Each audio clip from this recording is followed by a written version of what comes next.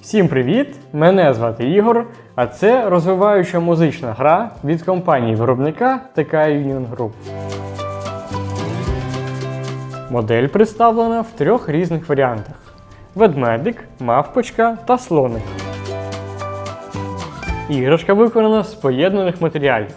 Голова та кінцівки плюшеві, з м'якої та ніжної тканини, а тулуб з безпечного пластику.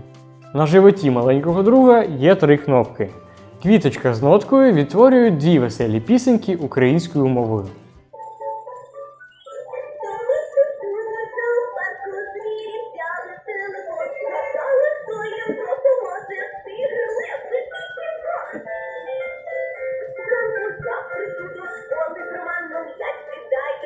Серце з літерою озвучує алфавіт.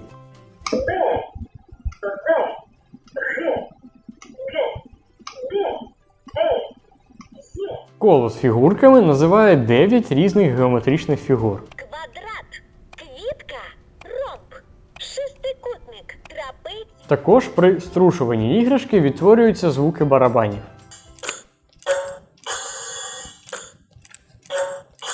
Працює плюшевий друг від 2 батарейок типу 3А. Поставляється м'яка іграшка в яскравій коробці з відкритою частиною. І збоку, за традицією, намальовані улюблені персонажі Біп та Боба, які розкажуть про її функціонал. Музична іграшка та ваш малюк стануть хорошими друзями та партнерами у навчанні. Музичні звірята мають багато функціональних елементів, які допоможуть у розвитку слуху, дрібної моторики рук, сприйнятті фігур та кольорів.